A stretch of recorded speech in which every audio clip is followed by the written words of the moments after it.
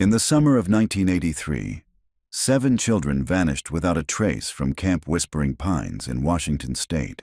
For 41 years, their disappearance remained one of the Pacific Northwest's most haunting, unsolved mysteries. Then, in August 2024, a wildfire tearing through the Cascade foothills exposed something that had been hidden beneath the forest floor for 4 decades. A network of concrete bunkers filled with the remnants of young lives that never made it home. What investigators found inside those underground chambers would reveal a truth far more disturbing than abduction or murder. A meticulously constructed false reality, designed to convince children that the world above had ended in nuclear fire. While their families searched desperately, these 7 children lived and died believing they were the last survivors of humanity, trapped in a nightmare orchestrated by the one person they trusted to keep them safe. This is the story of what happened beneath Camp Whispering Pines and the sister who never stopped searching. Subscribe and follow for more deep-dive true crime investigations into cases that changed families forever. July 1983. Vanessa Kellerman was 12 years old the morning her brother disappeared. She remembered the smell of the morning, damp pine needles and the lingering smoke from the previous night's campfire. The air in the Cascade Mountains held a particular coolness even in summer, the kind that made you grateful for a sweatshirt until the sun climbed higher and burned it away. Vanessa sat outside her cabin, Cabin 7, braiding friendship bracelets with 2 other girls from her group. Across the central clearing of Camp Whispering Pines, she could see Cabin 3, where her 9-year-old brother Owen had been assigned. The junior campers were supposed to go on a nature hike that morning. She had watched them assemble after breakfast, 7 children ranging from 8 to 10 years old, their backpacks loaded with water bottles and trail mix. Mr. Fairmont, the assistant camp director, had led them toward the Eastern Trail. Douglas Fairmont was popular with the younger kids. He told stories, knew the names of every bird and plant, and never got impatient when children asked endless questions. Vanessa's mother had been relieved that Owen would have such an attentive counselor. "Your brother's so lucky," her cabin mate Jessica had said that morning. "Mr. Fairmont's group always gets to do the cool stuff." Vanessa had nodded, watching Owen's small figure disappear into the tree line. He had turned back once, waving enthusiastically. She had waved back. That was the last time she saw him. By dinner time, the junior group hadn't returned. The camp director, a nervous woman named Patricia Vowell, initially explained that the hike must have run long, that Mr. Fairmont was probably letting the children explore. But as darkness fell and the temperature dropped, panic set in. Vanessa remembered sitting in the dining hall with the other campers, forbidden to leave while counselors and staff fanned out into the forest with flashlights. She remembered the beam of light cutting through the windows, the sound of voices calling names into the vast darkness.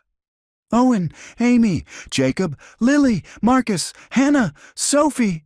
7 names, 7 children, gone. Search and rescue teams arrived the next morning. Vanessa and the other campers were sent home to their families, but Vanessa's parents had stayed, refusing to leave the mountain without Owen. She stayed with her grandmother for 3 weeks while helicopters circled overhead and search dogs followed trails that led nowhere. Douglas Fairmont's body was found on the 4th day of searching, at the bottom of a ravine 2 miles from camp. The fall had broken his neck. His backpack was still on his shoulders, his hiking boots unlaced. The official theory suggested he had fallen while trying to get help after the children became lost, though no one could explain why 7 children would have simply vanished while their counselor went for help. No other bodies were found. No clothing, no backpacks, no trace. The camp closed permanently that autumn. The investigation eventually went cold, and Vanessa Kellerman, who had waved goodbye to her brother on a sunny July morning, carried the weight of that moment for the next 41 years. She never stopped looking for answers. August 2024. The fire started on a Tuesday. Vanessa was in her home office in Seattle when her phone alert chimed with the news. A wildfire in the Cascade foothills, spreading rapidly through drought-dried timber near the old Camp Whispering Pines property. She stared at the notification for a long moment, her chest tightening with something that felt like both dread and dark anticipation. For 4 decades, that forest had kept its secrets. Now it was burning. She called her husband at work. "I need to go up there." Marcus didn't argue. He had lived with Vanessa's obsession for their entire 20-year marriage, understanding that the missing piece of her childhood would always pull her back. "How long?" "I don't know. A few days, maybe." By Wednesday afternoon, she was driving north on Interstate 5, her car packed with file boxes she had kept since 1983. Newspaper clippings, police reports obtained through public records requests, maps she had marked and remarked over the years. The fire was 50% contained now, according to the radio. Evacuations had been lifted in some areas. She reached the small town of Millridge by early evening. The air tasted like smoke, and a haze hung over the mountains.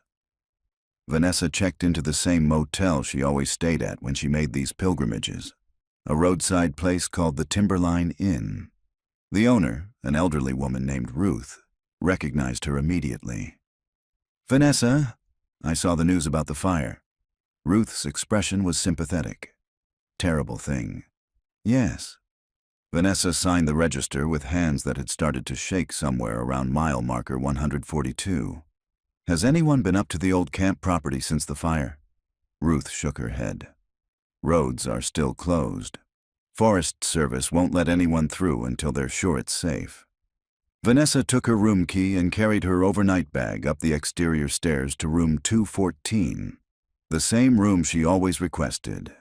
Through the window, she could see the mountain ridge where Camp Whispering Pines had once stood. She didn't sleep that night. Instead, she sat at the small desk, reviewing files she had memorized years ago, studying photographs of 7 smiling children who had never come home. Owen Kellerman, 9 years old. Her brother, Amy Winters, 8. Blonde pigtails, gap-toothed smile. Jacob Morse, 10. Freckles across his nose, baseball cap worn backward. Lily Torres, 9. Dark eyes, serious expression even in the camp photo. Marcus Webb, 8. The smallest of the group, shy. Hannah Driscoll, 10. Confident, athletic, the kind of girl who climbed trees. Sophie Blake, 9. Red hair, glasses, a book always in her hands. 7 children, 41 years. Her phone rang at 6 in the morning. Unknown number. "Ms. Kellerman?" A woman's voice, professional. "This is Detective Rita Holbrook with the Washington State Police. I understand you've been researching the 1983 Camp Whispering Pines disappearances." Vanessa's pulse quickened. "Yes, for 41 years. The forest fire exposed some structures on the old camp property. I think you should come up here."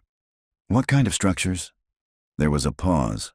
"Ma'am, I'd prefer to show you in person.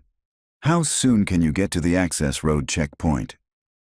20 minutes later, Vanessa was following a police cruiser up a fire-damaged logging road. The forest was a graveyard of blackened trunks and ash-covered ground. Where thick undergrowth had once concealed the landscape, the fire had stripped everything bare. Detective Holbrook was a tall woman in her 40s with gray-streaked hair pulled into a practical ponytail. She met Vanessa at a newly established perimeter, yellow tape strung between scorched trees. "Before we go further," the detective said, "I need to prepare you. What we found is disturbing." Vanessa's throat was dry. "I've been preparing for 41 years. They walked through the burn zone for nearly 15 minutes. The old camp buildings were long gone, demolished decades ago. But Vanessa recognized the topography, the slope of the land, the position of certain boulders. They were on the eastern edge of the property, near where the junior hiking group had entered the forest that July morning. Detective Holbrook stopped near a collapsed section of ground. The fire burned hot enough to compromise some underground structures. The ground gave way 2 days ago. Vanessa approached the edge and looked down. Concrete stairs descended into darkness. The entrance had been concealed beneath years of soil and vegetation, invisible until the fire had consumed everything above it. Even now, she could see where someone had carefully camouflaged the structure. The concrete had been textured to look like natural rock, painted in earth tones that would blend with the forest floor. "There are 3 separate bunker systems," Detective Holbrook said quietly. "Connected by tunnels. We've only done a preliminary survey, but we've found remains, Ms. Kellerman. Children's remains, and evidence of long-term habitation." Vanessa's legs felt unsteady. "How long?" "We won't know for certain until forensics completes their analysis, but based on what we've seen, years. Someone kept children alive down there for years." The detective gestured toward a staging area where other investigators were suiting up in protective gear. "We're bringing in a full forensic team. Anthropologists, archaeologists, cadaver dogs. This is now a crime scene recovery operation." "I want to go down there." Detective Holbrook studied her face. "Ms. Kellerman, I can't allow—" "My brother is down there." Vanessa's voice was steady despite the tremor in her hands. "I've spent 4 decades wondering what happened to him. I need to see." The detective was quiet for a long moment. Then she nodded toward the staging area. "Suit up. Stay close to me. Touch nothing." 10 minutes later, Vanessa descended into the earth. The stairs were steep, carved concrete that led down at least 20 feet. Battery-powered work lights had been strung along the walls, casting harsh shadows.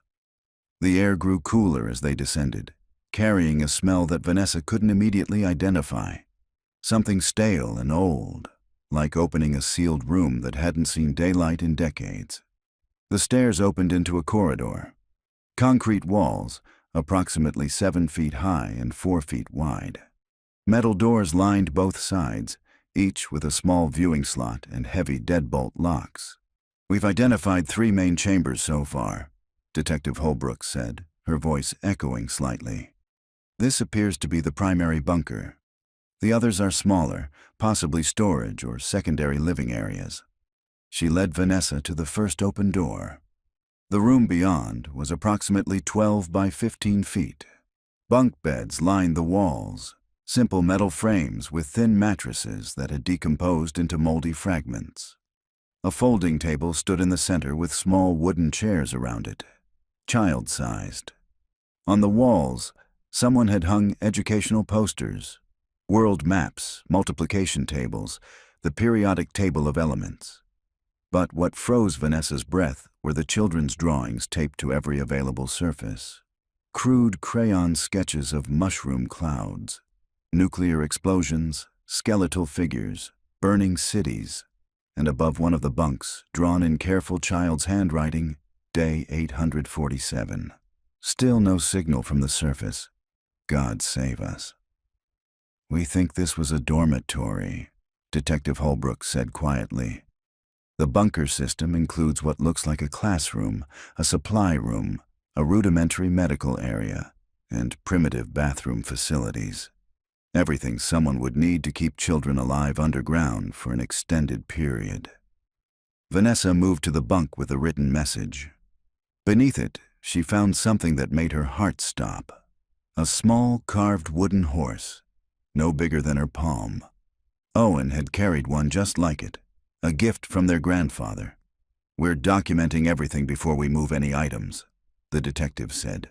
"But I wanted you to see the scope of what we're dealing with. Ms. Kellerman, someone constructed an elaborate survival shelter and kept those children down here, possibly for years. The drawings, the messages on the walls, they believed the world above had been destroyed." Vanessa touched the wall where a child had written, "Is anyone alive up there?" "They thought it was real," she whispered. "They thought nuclear war had actually happened. That's our current theory. We've found what appears to be a makeshift radio in one of the other chambers. Completely non-functional, but rigged to produce static and occasional emergency broadcasts that reinforced the narrative." Detective Holbrook led her deeper into the bunker complex. They passed through the tunnel connecting to the second structure, their footsteps echoing on concrete. More rooms. More evidence of children's lives lived in darkness. School lessons written on chalkboards. A calendar on one wall marked off day by day, the count reaching into the thousands before stopping abruptly. In what appeared to be the medical area, they found the first remains. A small skeleton lay on a cot, covered with a decomposed blanket. The bones were arranged carefully, hands folded across the chest. A plastic hospital bracelet still circled one wrist, the writing too faded to read. "We've found 4 sets of remains so far," the detective said softly. "All children, based on bone structure. Cause of death unknown until the medical examiner completes the analysis, but there's no obvious trauma." "Illness," Vanessa said hollowly. "You said some died from illness." "That's speculation at this point. But yes, in a confined underground environment with limited medical resources, illness would be a significant threat." They moved through the complex for another hour. Each room revealed new horrors. A punishment cell barely large enough to stand in, scratch marks on the concrete walls. A supply room with rusted cans of food and gallon jugs of water. A workshop with tools and what appeared to be ventilation equipment. And everywhere, the children's presence. Handprints on walls, names carved into wooden surfaces, drawings and writings that documented a childhood lived in perpetual fear and darkness. When they finally emerged back into daylight, Vanessa's eyes burned from more than just the bright sun.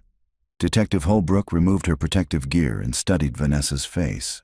"I know this is overwhelming, but I need to ask, does anything you saw down there help identify which children were kept here?" Vanessa thought about the wooden horse, about the handwriting on the walls, about 41 years of waiting for answers. "I need to see everything," she said. "Every item, every piece of evidence. I've memorized details about those children that might seem insignificant to your team but could be crucial for identification." The detective nodded. "We'll arrange it. Ms. Kellerman, there's one more thing you should know. We found evidence that suggests not all 7 children died in the bunkers." Vanessa stared at her. "What?" "The calendar I showed you. It was maintained for over 8 years. But we've only recovered 4 sets of remains so far. We're still searching, but there's a possibility that some children survived longer than others. Possibly long enough to escape." Vanessa's voice was barely audible. "Or to be released. We found journals, written by an adult, documenting what he called the program. Ms. Kellerman, Douglas Fairmont didn't die in that ravine by accident, and I don't think he was working alone." The forensic team arrived in force by Thursday morning. Vanessa watched from the perimeter as white-suited technicians descended into the bunkers like spelunkers entering a tomb. She had spent the night in her motel room, unable to close her eyes without seeing those children's drawings, those desperate messages written on concrete walls. Day 847. Still no signal. Detective Holbrook had set up a command center in a temporary trailer at the access road checkpoint. When Vanessa arrived at 7 in the morning, the detective was already reviewing preliminary reports with her team. "Ms. Kellerman," Holbrook looked up from her laptop. "I was about to call you. We've made significant progress overnight." She gestured for Vanessa to join her at a folding table covered with photographs and documents. "We've now identified the remains of 6 children. The 7th is still unaccounted for." Vanessa's pulse quickened. 6. 2 more were found in the 3rd bunker structure, which we fully excavated last night. All 6 show signs of death occurring over a span of several years. Different stages of decomposition, different burial methods. The earliest death appears to have occurred approximately 6 to 9 months after the initial abduction. Holbrook spread out a series of photographs. "We're working with dental records and DNA when possible, but I wanted to show you some personal items we've recovered. Given your research, you might recognize something that could expedite identification." The photographs showed artifacts carefully cataloged and numbered. A plastic barrette shaped like a butterfly, a digital watch with a cracked face, a pair of wire-rimmed glasses, a baseball card in a protective sleeve, a small purple diary with a broken lock. Vanessa's hand trembled as she pointed to the glasses. Sophie Blake wore glasses like those. Wire frames, slightly bent on the left side. She had sat on them the first day of camp. She moved her finger to the baseball card. Jacob Morse collected baseball cards. He had talked about bringing his favorite ones to show the other kids. One by one, she identified items. The butterfly beret belonged to Amy Winters. Vanessa remembered because Amy had worn it in the camp photo, proudly showing off the new accessory. The purple diary was Hannah Driscoll's. She had written in it every night before bed, much to her cabin mates' annoyance when they wanted lights out. "This is incredibly helpful," Holbrook said, making notes. "We'll cross-reference with the DNA analysis, but this gives us a preliminary framework." Vanessa stared at the photographs. 6 children identified. "Which one is missing?" "We won't know for certain until we have confirmed DNA matches. But based on the items you've identified and the remains we've found, we can make educated guesses about who the 6 are. The 7th, the one whose remains we haven't found, is most likely the one who survived longest. Or escaped. Holbrook agreed quietly. A young officer appeared in the trailer doorway. "Detective, Dr. Chen is ready to brief you on the journals." They walked to a second trailer that had been converted into a temporary forensics lab. Inside, a woman in her 50s with silver-streaked black hair was examining a series of water-damaged notebooks through a magnifying lens. She looked up as they entered. "Dr. Patricia Chen," Holbrook introduced, "our lead forensic anthropologist. Dr. Chen, this is Vanessa Kellerman, sister of one of the victims." Dr. Chen's expression was sympathetic. "Ms. Kellerman, I'm very sorry for what your family has endured." She gestured to the notebooks spread across her workspace. "We found these in a locked metal box in what we believe was Douglas Fairmont's personal quarters, a small room separated from the children's areas." She carefully turned the pages of the first journal. "These are handwritten accounts documenting what Fairmont called Project Preservation. Based on the entries, he had been planning this for at least 2 years before the abductions occurred." Vanessa leaned closer, reading the spidery handwriting. June 15th, 1981. "The bunker construction is complete. 3 chambers, fully stocked for 5 years minimum. The children will be safe here when it happens. They'll understand eventually.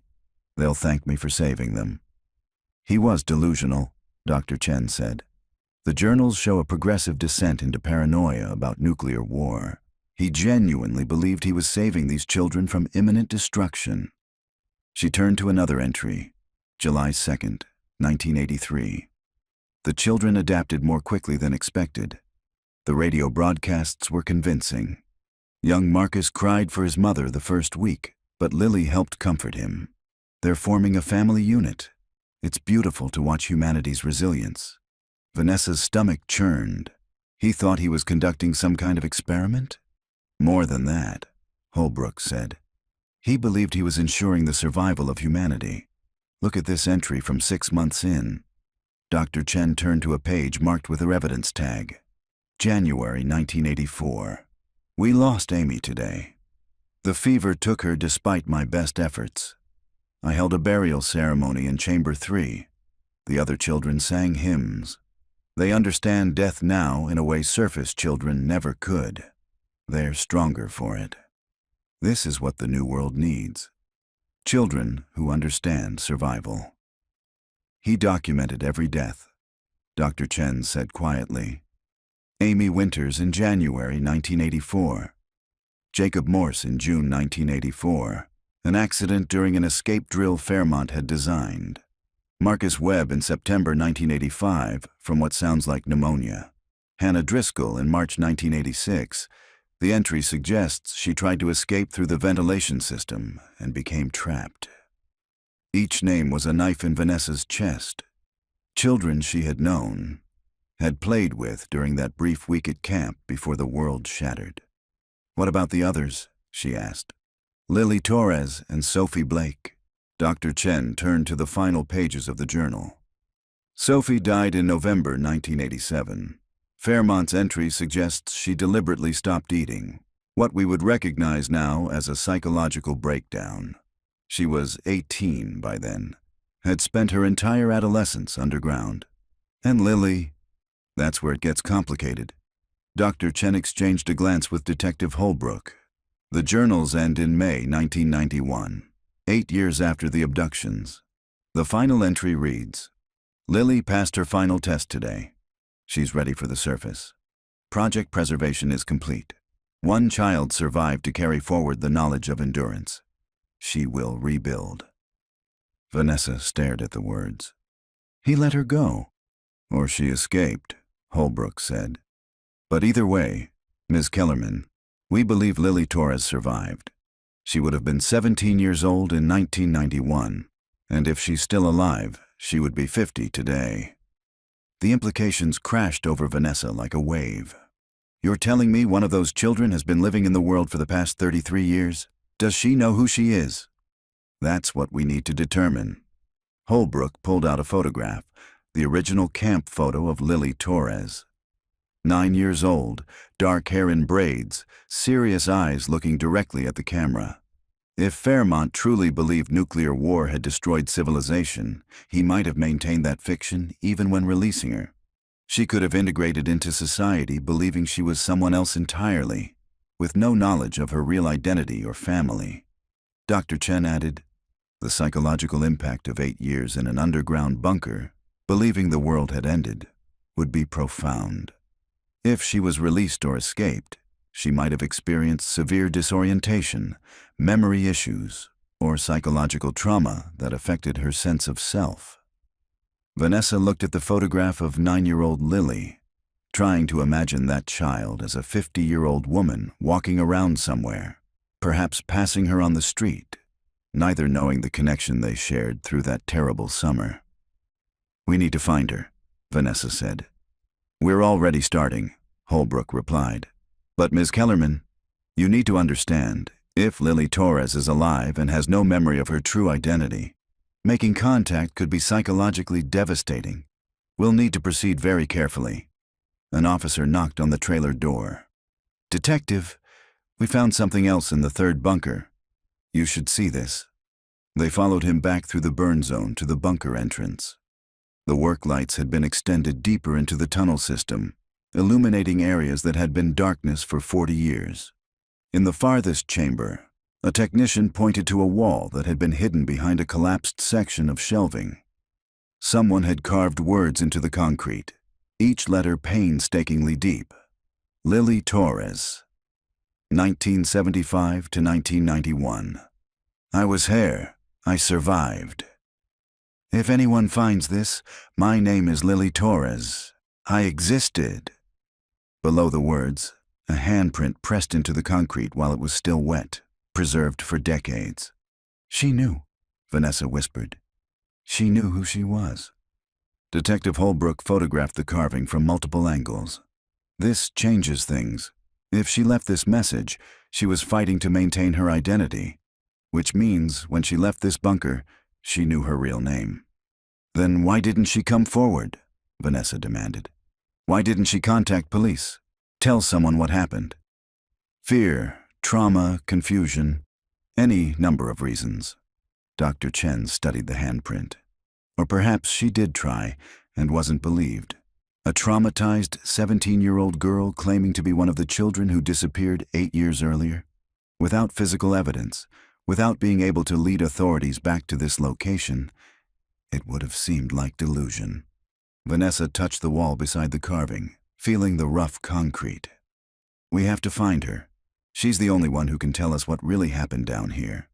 "We will," Holbrook promised. "We'll start with missing person reports from 1991, Jane Doe cases, hospital admissions for traumatized young women. We'll find her." But as Vanessa stared at those carved words, "I existed," she wondered if Lily Torres wanted to be found, or if after 8 years in hell and 33 years of whatever came after, she had built a new life and buried the old one so deep that excavating it would destroy her all over again. By Friday morning, the bunker excavation had become a full-scale archaeological operation. Vanessa arrived at the site to find the perimeter expanded, additional trailers brought in, and a team of specialists documenting every square inch of the underground complex. She had barely slept again, her mind cycling through the same impossible question: where was Lily Torres? Detective Holbrook met her at the command trailer with coffee and a grim expression. We ran Lily's information through every database we have access to.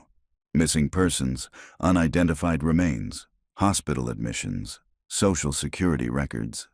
Nothing matches. How is that possible? Vanessa wrapped her hands around the coffee cup, seeking warmth despite the August heat. She would have needed identification, medical care, some kind of documentation to exist in society. Unless she's using a different identity, or someone helped her create one. Holbrook pulled up a digital file on her laptop. We're looking into Douglas Fairmont's background now, specifically anyone he might have been in contact with. If he planned this for years, he might have had accomplices. A new detective entered the trailer, a man in his 30s with sharp features and tired eyes. Detective Chen, Homicide Division. He introduced himself. I've been reviewing Fairmont's death investigation from 1983. Vanessa straightened. You think his death wasn't accidental? I think it wasn't thoroughly investigated at the time because everyone assumed he died trying to get help for lost children. But look at this. He spread out crime scene photos from 1983. Douglas Fairmont's body at the bottom of a ravine, his neck broken. The medical examiner noted defensive wounds on his hands, bruising that suggested he'd been in a physical altercation before the fall. Detective Holbrook leaned forward. You're saying someone pushed him? I'm saying someone fought with him, and he ended up dead. The question is who? Chen pulled out another document. I also pulled his financial records. In the 2 years before the abductions, he made large cash withdrawals, over $40,000 total. That money went somewhere. The bunkers, Vanessa said. Construction, supplies, everything needed to keep children alive underground for years. Exactly, but here's what's interesting. The withdrawals continued after his death. Someone accessed his bank account in September 1983, 2 months after he died, and withdrew another $5,000. The implication hung in the air. Holbrook voiced it first. He had a partner, or multiple partners. Chen agreed. Someone who knew about the bunkers and continued to maintain them after Fairmont's death. Someone who kept those children underground for 8 more years. Vanessa felt cold despite the coffee. You're telling me this wasn't just one disturbed man's delusion. There were others involved. Before anyone could answer, Dr. Patricia Chen appeared in the doorway, her expression troubled. We've completed the preliminary analysis of the remains. You need to hear this. They gathered around as the forensic anthropologist pulled up her report on a tablet. The 6 children we've identified all show evidence of malnutrition and vitamin deficiencies consistent with limited diet and lack of sunlight. But there are other findings that concern me. She swiped to a series of medical images. Multiple healed fractures in different stages of healing, bone scarring consistent with repeated trauma, and on 2 of the remains, we found evidence of restraint injuries, damage to wrist and ankle bones suggesting they were bound for extended periods. He hurt them, Vanessa said hollowly, or they hurt each other. Dr. Chen pulled up another image. We found what appears to be a makeshift weapon in one of the chambers, a metal pipe with dried blood on it. The DNA is degraded, but we're testing it. Ms. Kellerman, 7 children living in a confined space for years, under extreme psychological stress, being told the world above was destroyed. The conditions would have been volatile. Vanessa thought about the drawings she'd seen, the scratched walls in the punishment cell, the calendar marked off day by day by day. Lord of the Flies, she whispered. In essence, yes. Fairmont's journals mention implementing a governance structure. He made the older children responsible for the younger ones, created rules and punishments, essentially built a microcosm society. But when he died, that structure would have collapsed. Detective Holbrook was studying the medical images. If Fairmont died in July 1983, and someone else continued supplying the bunkers until at least 1991, who was in charge during those 8 years? The children themselves, Dr. Chen said quietly. Or rather, whoever became the dominant force among them. The journals suggest Lily Torres was one of the oldest and most intelligent. If she survived when the others didn't, she might have done so by becoming a survivor at any cost, Vanessa finished. The thought made her sick. A 9-year-old girl transformed over 8 years into whatever she needed to be to stay alive. Detective Chen pulled out his phone. I'm putting in a request to review all documented cases of feral children, extreme isolation trauma, and cult deprogramming from the early 1990s. If Lily Torres emerged from those bunkers, someone might have encountered her in a professional capacity. An officer knocked on the trailer frame. Detective Holbrook, we've found something in Fairmont's quarters, a hidden compartment behind the wall. They followed him back into the bunkers. Vanessa had been underground 3 times now, but the descent still made her chest tight. The air tasted stale and chemical from the preservatives the forensic team was using. Work lights cast harsh shadows that made the children's drawings seem to move. In Fairmont's small private room, barely larger than a closet, with a narrow cot and small desk, technicians had removed a section of concrete wall to reveal a metal box welded into the structure. The box was open now, its contents spread carefully on a plastic sheet. Photographs, dozens of them. Not of the children, but of families. Vanessa recognized Owen's 3rd-grade school photo, the one her parents had given to the police.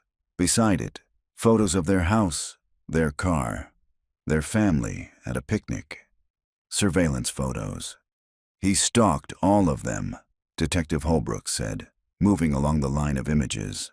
Every child, every family. This wasn't random selection. He chose them deliberately. Vanessa found the photos of the Torres family. Lily with her parents, playing in a backyard. Lily at a birthday party. Lily walking to school. An entire childhood documented by a predator. But there was something else in the box. A stack of letters, still in their envelopes, addressed to various parents. They had never been mailed. Detective Holbrook carefully opened one addressed to Owen's parents, Vanessa's mother and father. The handwriting was childish, uneven. Dear Mom and Dad, Mr. Fairmont says we have to stay underground because of the bombs. He says you're gone now, but I don't believe him. When can I come home? Owen. The date at the top read September 1983. He made them write letters, Vanessa said, her voice breaking. He made them write to parents he'd told them were dead. More letters from all the children. Some angry, some pleading. Some matter-of-fact reports about life underground. All unsent. All preserved in Fairmont's hidden compartment like trophies. The last letter was different. Written in more mature handwriting dated April 1991. To whoever finds this, my name is Lily Torres. I was taken from Camp Whispering Pines in July 1983. 6 other children were taken with me. They're all dead now. Mr. Fairmont is dead too. I watched him fall in the forest when he tried to take me up to the surface the first time, before we came to the bunkers. He was supposed to take just me on a special nature walk, but the other kids followed, and then everything went wrong. He told us the bombs fell. He made us believe it for so long, but I know the truth now. I found his journals.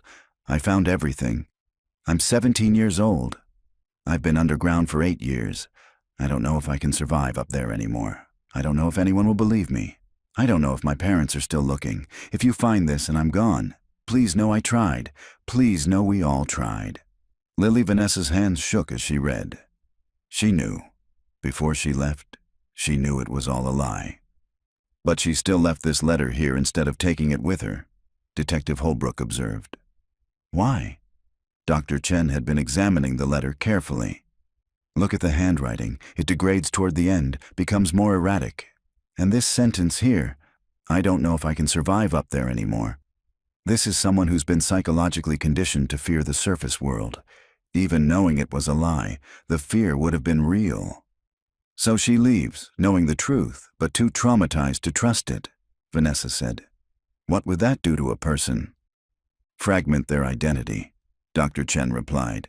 She might have dissociated, created new personas as a survival mechanism, or she might have simply walked away and tried to forget any of this ever happened, burying Lily Torres so deep she became someone else entirely.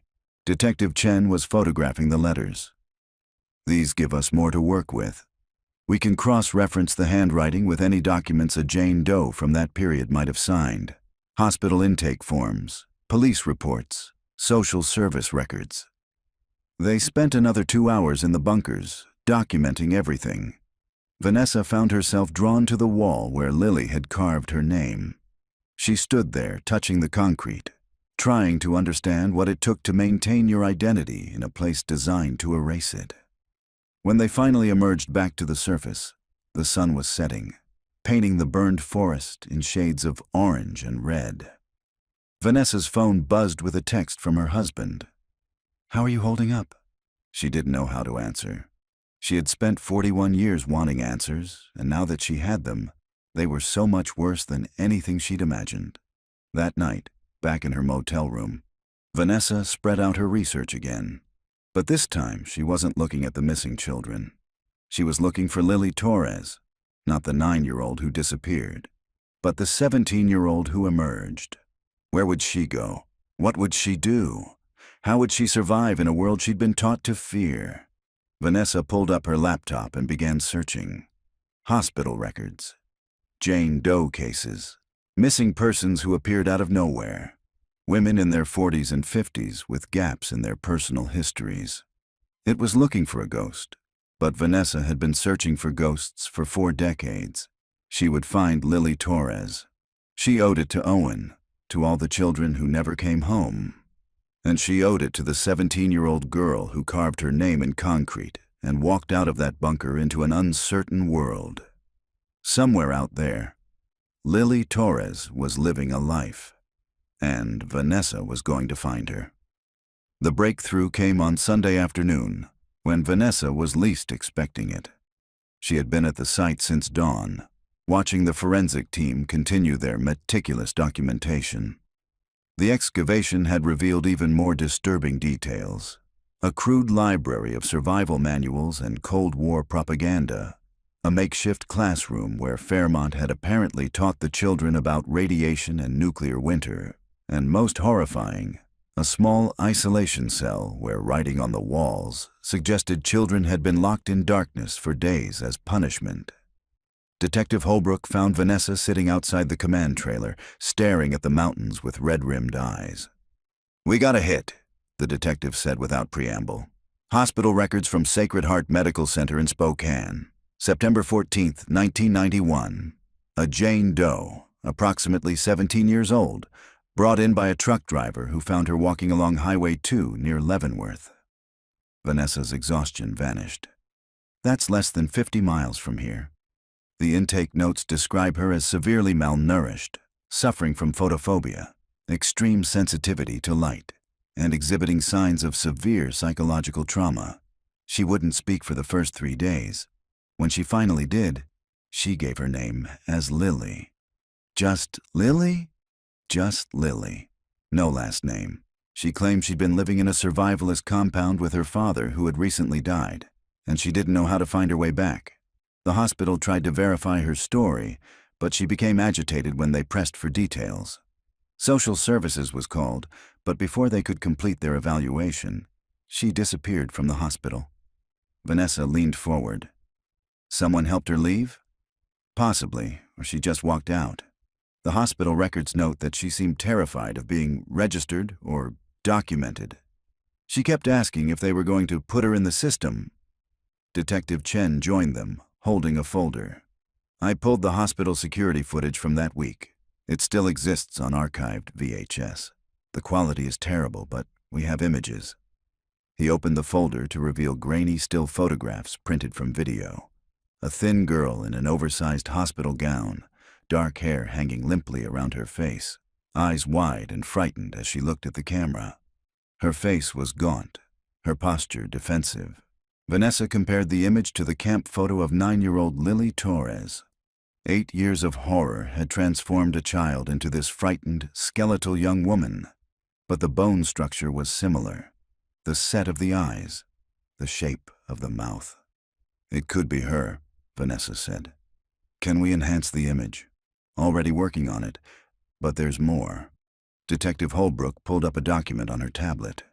The truck driver who brought her in, a man named Robert Henshaw, made a statement to police when the girl disappeared from the hospital. He said he'd found her just after sunrise, walking in the middle of the highway wearing clothes that looked decades old. When he stopped to help, she initially ran from his truck, then collapsed from exhaustion. Did he say anything else about her behavior? He noted that she seemed confused about basic things. What year it was, what cars looked like, how modern highway signs worked. He initially thought she might be Amish or from some isolated religious community. She asked him if the war was over. Vanessa's chest tightened. She still believed it. Even after leaving the bunkers, part of her still believed the nuclear war had happened. "Cognitive dissonance," Dr. Patricia Chen said, joining their group. She had been reviewing psychological profiles of extreme isolation cases. 8 years of reinforced belief doesn't disappear just because you see evidence to the contrary. Her mind would have struggled to reconcile what she'd been taught with what she was seeing. It's possible she experienced a complete psychological break. Detective Chen flipped through more documents. After she disappeared from Sacred Heart, there's no official record of anyone matching her description. But I've been going through police reports and social service files from late 1991 to early 1992. There are 3 incidents that might be relevant. He spread out the reports. October 1991, Seattle. A young woman matching Lily's description was found sleeping in a public library. She told the librarian who discovered her that she was studying the New World. Social services tried to intervene, but she fled. November 1991. Tacoma. A shelter for homeless youth took in a girl calling herself Elena, who claimed to have no memory of her life before waking up on the street. The intake worker noted she seemed highly educated but struggled with basic social interactions and seemed afraid of loud noises and crowds. January 1992, Portland. A young woman was arrested for shoplifting food from a grocery store. She gave her name as El Torres but had no identification. She was held for 72 hours, then released. No follow-up. Vanessa studied each report, her heart racing. It's her. It has to be. She's trying to survive but doesn't know how. The question is what happened after January 1992, Detective Holbrook said. The trail goes cold completely. Either she learned to navigate the system better or someone found her, Vanessa finished. Someone who could help her or hide her. A young forensic technician approached their group, slightly out of breath. "Detective Holbrook, we found something in the 3rd bunker. Personal effects that weren't with the remains. A backpack hidden behind a false wall panel." They followed her back underground. Vanessa had stopped counting how many times she'd descended these stairs, but each time felt like descending into a grave. The backpack was laid out in the documentation area, its contents carefully separated and tagged. A flashlight, batteries long dead, a canteen, a small first aid kit, a compass, and a book, a paperback copy of The Stand by Stephen King, its pages yellowed and dog-eared. "Survival supplies," Detective Chen observed. She was planning to leave, but it was the final item that made Vanessa's breath catch. A photograph, protected in a plastic bag. The camp photo from 1983. All 7 children standing in front of Camp Whispering Pines main lodge, smiling, unaware that their lives would end or be destroyed within days. Someone had drawn a small X in pencil next to 6 of the faces. Only Lily's image remained unmarked. She marked off each one as they died, Vanessa whispered. She was keeping track of who survived.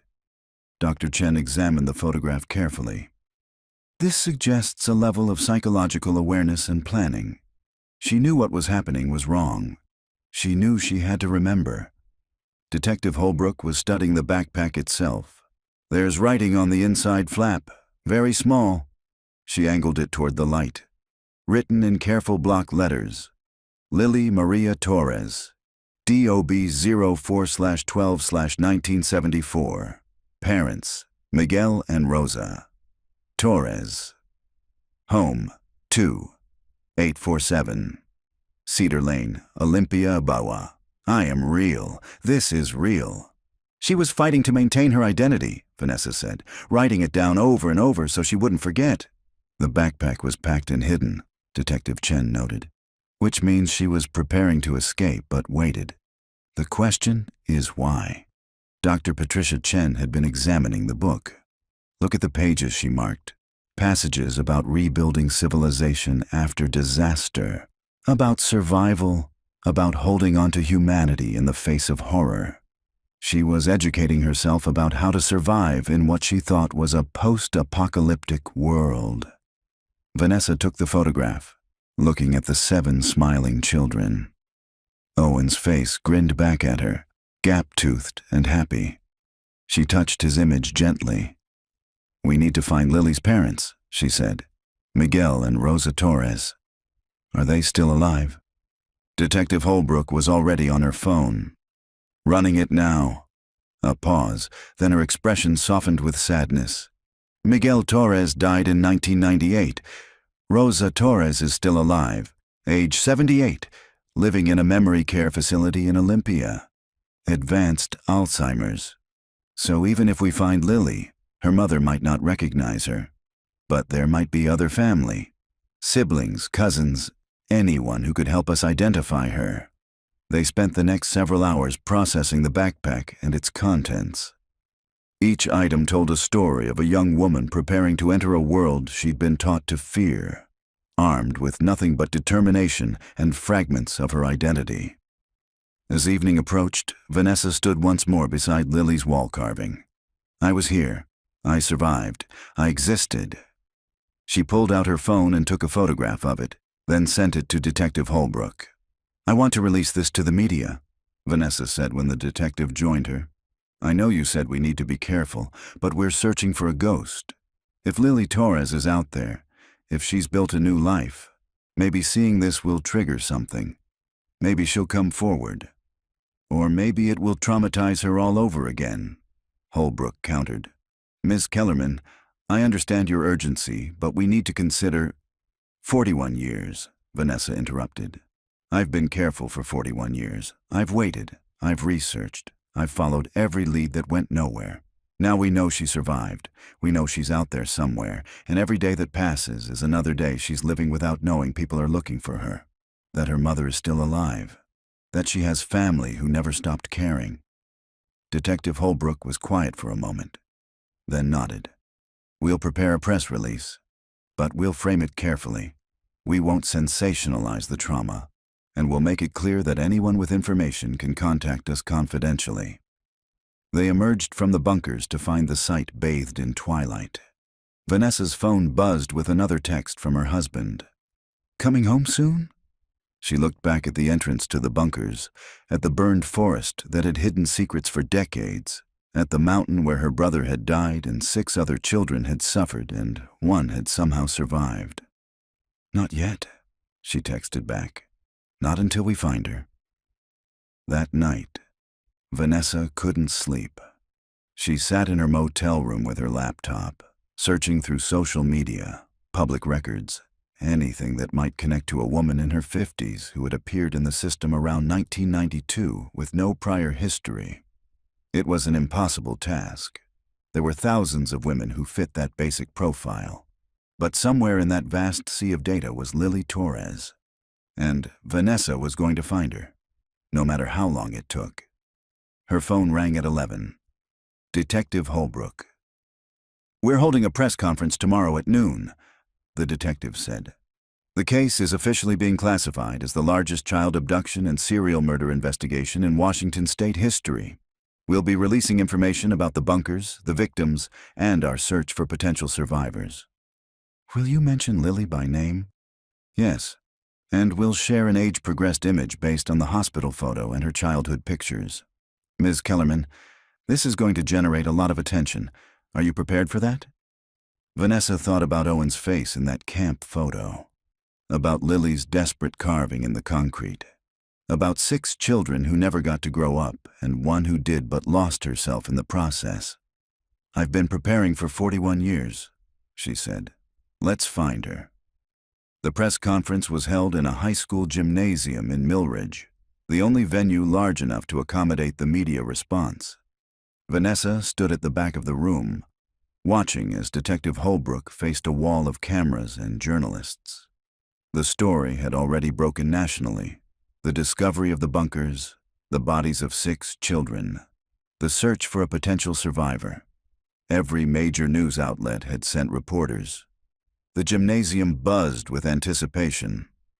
On August 20th, 2024, Detective Holbrook began. A wildfire in the Cascade foothills exposed a network of underground bunkers on property adjacent to the former Camp Whispering Pines.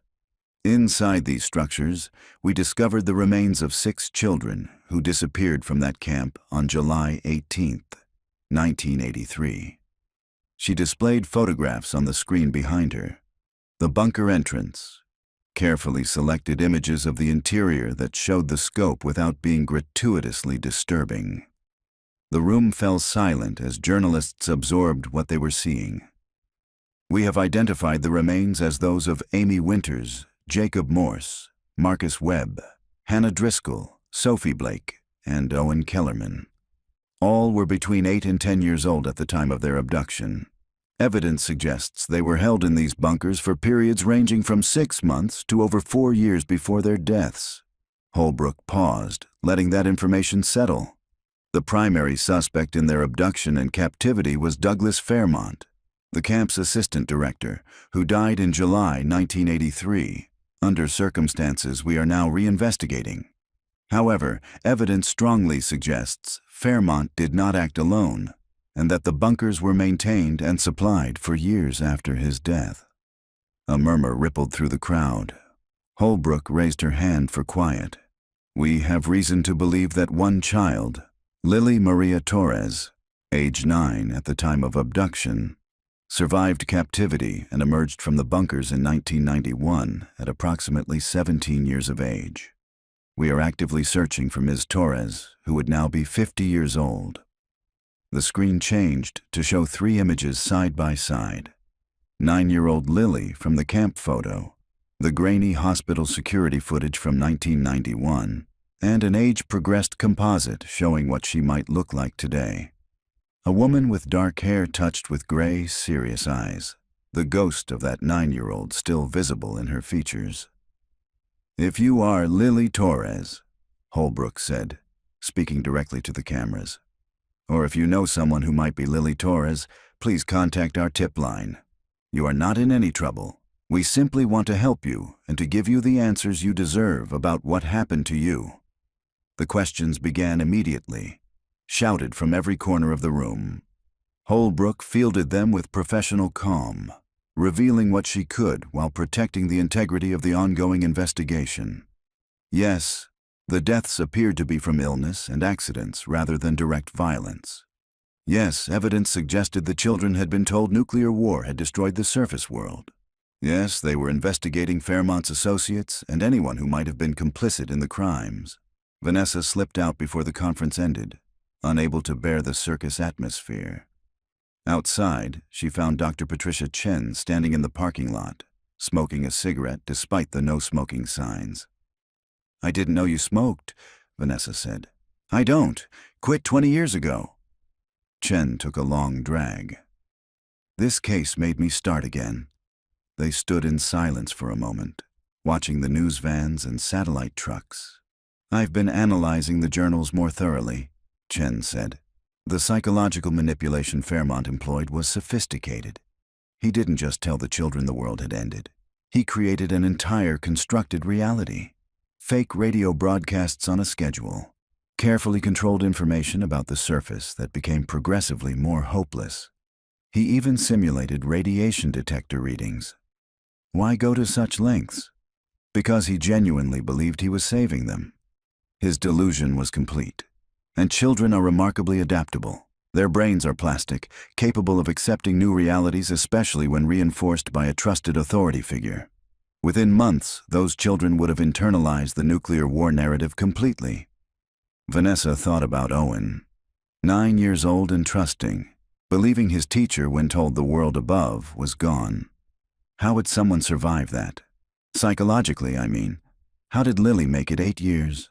Chen was quiet for a long moment. By becoming whatever she needed to be.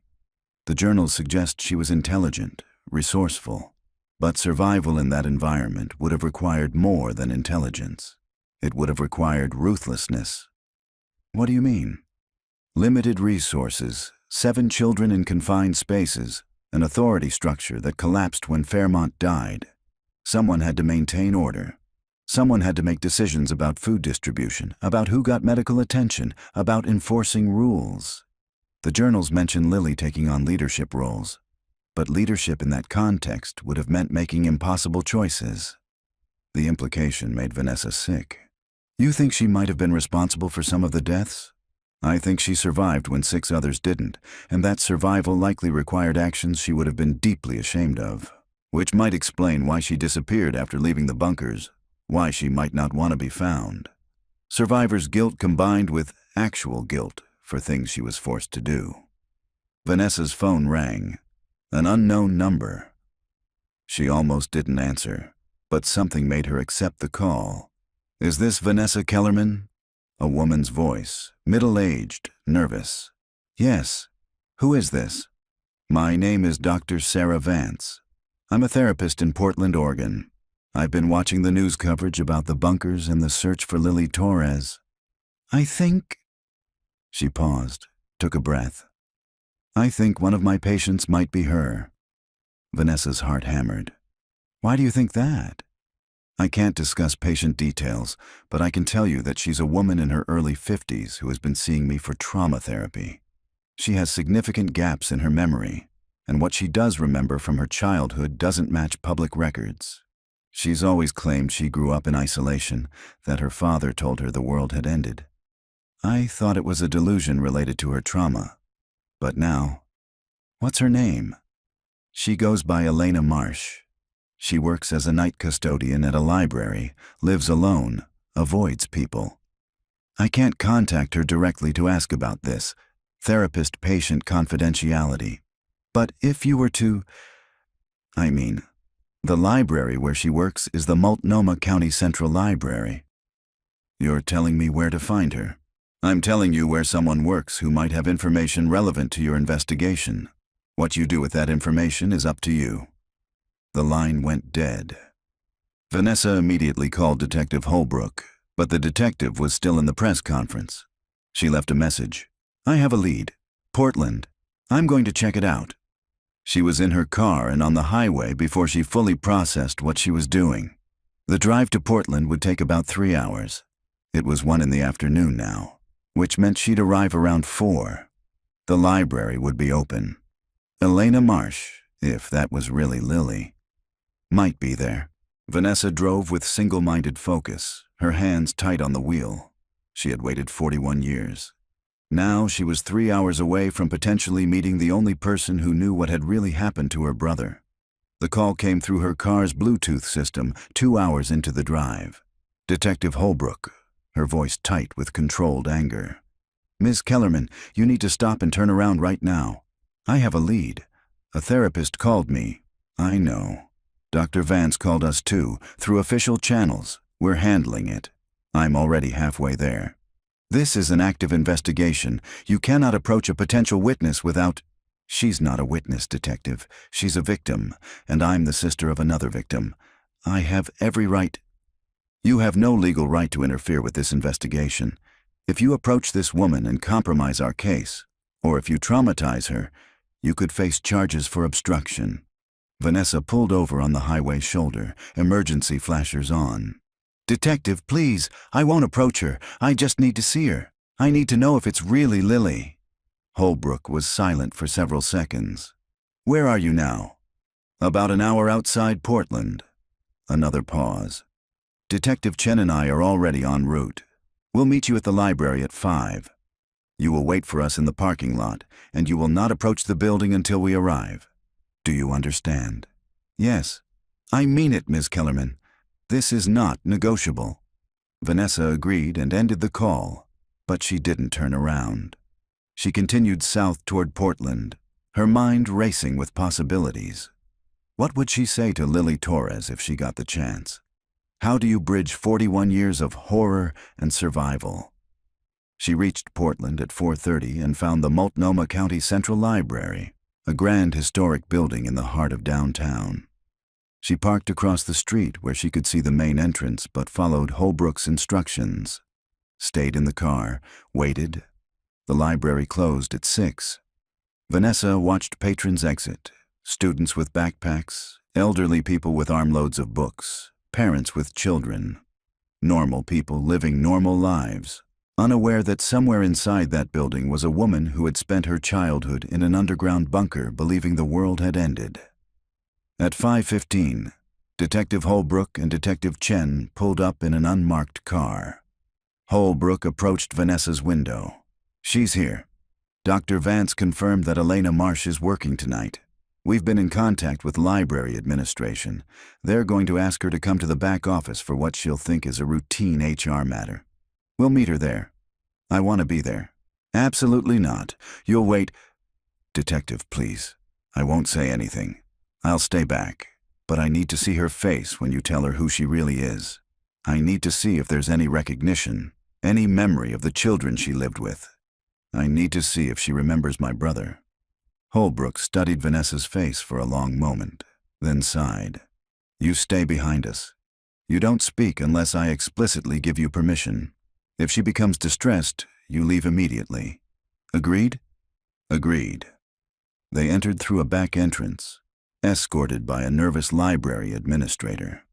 The building smelled like old paper and floor polish. Fluorescent lights hummed overhead. They were led to a small office on the second floor, furnished with a metal desk and several chairs. "Ms. Marsh will be here in a few minutes," the administrator said. "She thinks it's about her annual review." Vanessa positioned herself in the corner, trying to make herself invisible. Detective Holbrook and Chen sat at the desk, arranging their materials. Vanessa's heart pounded so hard she was certain everyone could hear it. Footsteps in the hallway. A knock on the door. "Come in," Detective Holbrook said. The door opened, and a woman entered. She was thin, almost fragile, with dark hair pulled back in a severe bun. She wore a custodian's uniform, dark blue work pants and a matching shirt. Her face was lined but not old, weathered in a way that suggested hardship rather than age. She moved cautiously, like someone accustomed to making herself small in the world. "I'm Elena Marsh," she said, her voice quiet. "Mr. Patterson said you wanted to see me about my review." Her eyes swept the room and landed on the detectives. Vanessa saw the instant wariness, the subtle shift in posture that suggested a lifetime of being ready to flee. "Ms. Marsh, I'm Detective Holbrook, and this is Detective Chen. We're with the Washington State Police. We'd like to ask you some questions, if you don't mind." Elena's eyes darted to the door, calculating distance. "Questions about what?" "About your past, specifically about where you grew up." "I don't talk about my past." "We understand, but we've recently made some discoveries that we believe might be relevant to your life. Please, sit down." Elena remained standing, her body tensed like a wire. "I haven't done anything wrong." "We know. You're not in any trouble. We just want to help." "I don't need help." But despite her words, Elena's eyes were fixed on the photographs Holbrook was laying on the desk. The camp photo, the bunker entrance, the age-progressed composite. And Vanessa watched as every drop of color drained from Elena Marsh's face. Elena's legs gave out, and she collapsed into the nearest chair. Where did you get that picture? Her voice was barely a whisper, her eyes locked on the camp photo. Where did you get that? Detective Holbrook leaned forward gently. Ms. Marsh, we need to ask you something directly. Is your real name Lily Torres? The woman's breathing became rapid, shallow. Her hands gripped the edge of the desk as if anchoring herself to reality. For a long moment, she didn't speak, just stared at the photographs with an expression Vanessa couldn't quite read. Fear, yes, but also something else. Recognition, memory, pain. I don't know, Elena finally said. I don't know who I am. Detective Chen pulled out a chair and sat beside her, his voice calm and professional. Can you tell us what you do remember? About your childhood, about how you came to be Elena Marsh? Elena's eyes flicked to the door again. Am I being arrested? No. You're a victim, Ms. Marsh. We're investigating crimes that were committed against you and other children. Anything you tell us will help us understand what happened. I can't. Elena's voice broke. I don't remember clearly. It's all fragments, nightmares mixed with memories. My therapist says it's trauma-induced dissociation. Tell us what fragments you do remember, Holbrook said gently. Elena closed her eyes. Darkness. I remember living underground for a very long time. There was a man who said he was protecting us from the radiation. He said the bombs had fallen, that everyone was dead, that we were the only ones left. Who was this man? I don't remember his name. I don't remember his face, just his voice, telling us we were safe, that we were the future. Her hands trembled on the desk. But then he was gone, and it was just us, just the children. How many children? 7. There were 7 of us at first. Elena opened her eyes, tears streaming down her face. But they died. One by one, they died. And I couldn't save them. Vanessa pressed her hand to her mouth, suppressing a sob. In the corner, she felt invisible, witnessing a truth she had spent decades seeking. Do you remember any of their names? Detective Chen asked. Elena shook her head. I tried to forget. When I finally got out, when I saw that the world was still here, that it had all been a lie, I couldn't bear to remember. So I made myself forget. What do you remember about leaving? It was dark. The tunnels. I had to crawl through collapsed sections. I thought I would die in there, buried alive. But I kept going because... She stopped, her face contorting with pain. Because there was no one left to save. I was the only one left. Detective Holbrook slid the camp photograph closer to Elena. Does this picture mean anything to you? Elena looked at it for a long moment, her fingers hovering over the faces, but not quite touching. I remember sunshine. I remember trees. I remember feeling safe before... She stopped abruptly. Before the world ended. Except it didn't end. It was all a lie. Ms. Marsh, we believe you are Lily Torres. You were 9 years old when you were taken from Camp Whispering Pines in Washington State in July 1983. You were held in underground bunkers for 8 years. Your mother is still alive. Elena's head snapped up. What? Your mother, Rosa Torres. She's 78 years old, living in Olympia. She never stopped believing you'd come home. Elena stood abruptly, the chair scraping against the floor. No, that's not possible. He told us they were all dead. He showed us the reports, the news broadcasts about the bombs. He said... He lied, Holbrook said firmly. There was no nuclear war. Your family searched for you for years. Your father passed away in 1998, but your mother is still alive. And this woman... She gestured to Vanessa, who had been silent until now. This is Vanessa Kellerman. Her brother Owen was one of the children who was taken with you. Elena's eyes met Vanessa's for the first time. Vanessa saw nothing but confusion and pain in those dark eyes. No recognition at all. Owen, Elena whispered. Owen Kellerman. You remember him? Vanessa couldn't stop herself from asking. Elena's face crumpled. He was so small. He cried for his mother every night for months.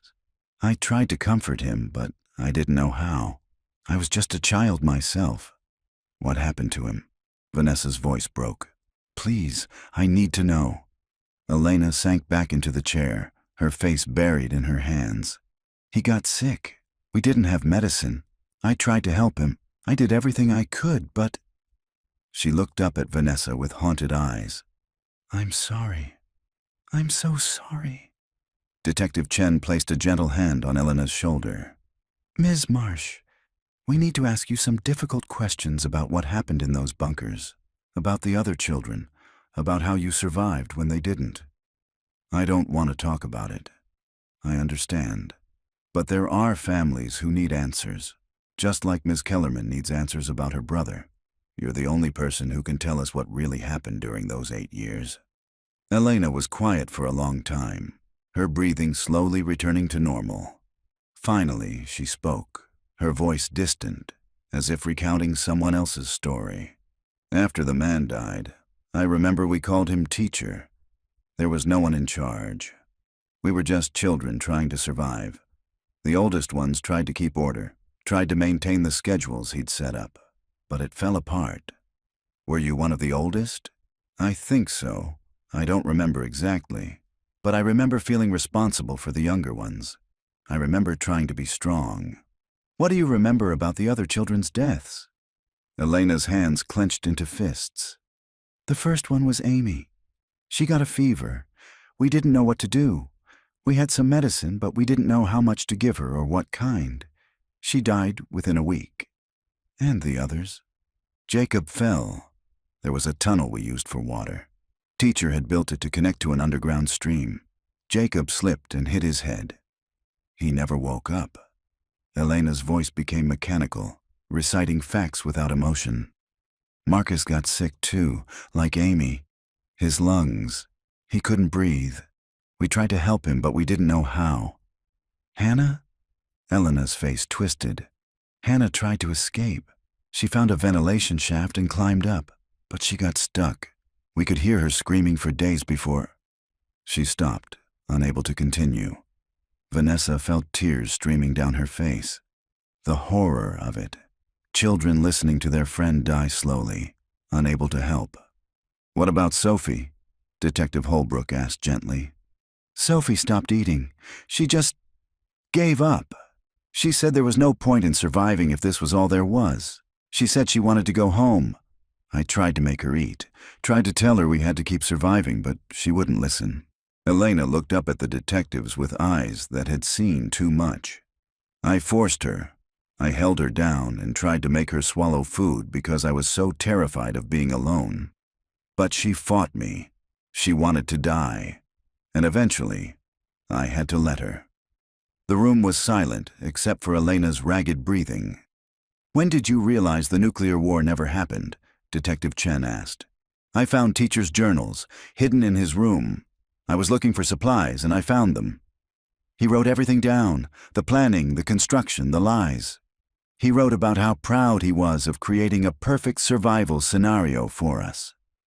Elena's voice filled with bitterness. It was all an experiment to him. We were just specimens in his twisted study of human survival. How long after finding the journals did you leave? Months. I couldn't process it at first. My entire reality was a lie. I had spent years believing the world was gone, that we were alone. Learning the truth was... She searched for words. It broke something in me. I didn't know who I was anymore. Was I Lily Torres, the girl who disappeared? Or was I whoever I'd become in those bunkers? Why didn't you contact police when you left? Holbrook asked. I tried, in the hospital in Spokane. I told them who I was, where I'd been. They thought I was delusional. They wanted to commit me to psychiatric care, register me in the system, and I panicked. I'd spent 8 years in a cage. I couldn't bear the thought of being locked up again, even in a hospital. So you ran. I ran. I've been running ever since. I changed my name, found work that didn't require much documentation, kept to myself. I thought if I could just forget, if I could just bury Lily Torres deep enough, I could be normal. I could have a life. Elena looked at the camp photograph again, her finger finally touching the image of young Lily. But she never went away. The girl I was. She's been with me this whole time, crying to go home. Vanessa couldn't stay silent any longer. Your mother would want to see you. She never stopped loving you. Elena's eyes met hers, filled with fear and longing in equal measure. How can I face her? How can I tell her what I became down there? The things I did to survive? What things? Detective Chen asked quietly. Elena stood abruptly. I need air. I can't breathe in here. Holbrook nodded. Let's take a break. Ms. Marsh, would you be willing to continue this conversation tomorrow? We'd like to arrange for you to meet with specialists who can help you process these memories in a healthier way. I don't know. I need time to think. We understand, but please know that you're not in any trouble. You were a child. Whatever you had to do to survive, you were a victim of circumstances beyond your control. Elena moved toward the door, then paused. She turned back to Vanessa. Your brother, Owen, he talked about you. In the beginning, before the forgetting started, he talked about his big sister Vanessa. He said you were brave. He said he wanted to be brave like you. Vanessa's composure finally shattered. She covered her face with her hands, sobbing. Elena hesitated, then crossed the room and awkwardly placed a hand on Vanessa's shoulder. He wasn't alone when he died. Elena said quietly, I was with him. I held his hand. I told him stories about the surface world, about sunshine and trees and birds. I don't know if that helps, but I wanted you to know. Then she left, the door closing softly behind her. Vanessa sank into a chair, her entire body shaking. Detective Holbrook knelt beside her. Are you all right? 41 years, Vanessa said through her tears. 41 years of not knowing. And now I know, and it's so much worse than I imagined. But also, she looked up at the detective. He wasn't alone. That's something. Detective Chen was gathering the photographs. We'll give Ms. Marsh some time, but we'll need to interview her more extensively. There are still questions about Fairmont's accomplices, about how the bunkers were supplied after his death. Do you think she'll cooperate? Holbrook asked. I think she needs to, Chen replied. She's been carrying this alone for 33 years. Maybe it's time to let someone else help shoulder the burden. They left the library as evening fell over Portland. Vanessa stood on the sidewalk, watching people pass by on their way home from work, to dinner, to ordinary lives. Somewhere in the building behind her was a woman who had survived the unimaginable and was now forced to relive it. Lily Torres had come home, but the question remained, could she survive the homecoming? Elena Marsh, Lily Torres, disappeared again that night. When Detective Holbrook tried to contact her the following morning to arrange a formal interview, the library administrator reported that Elena had called in sick. When they went to the address on file, they found a small basement apartment that had been hastily abandoned. Clothes still hung in the closet, dishes sat in the sink, but the few personal items that might have mattered, photographs, documents, whatever few precious things Elena had accumulated in her 33 years of running, were gone. Vanessa received the news while sitting in her motel room, staring at the wall. The initial devastation of learning Owen's fate had given way to a hollow exhaustion. She had spent the night replaying Elena's words. He wasn't alone when he died. I held his hand. We've issued a request for her to contact us voluntarily, Detective Holbrook said over the phone. We're not treating this as a fugitive situation. She's a victim, not a suspect. But Ms. Kellerman, I need you to understand that if she doesn't want to be found, we may have to respect that choice. She's the only witness to what happened in those bunkers. Doesn't that matter?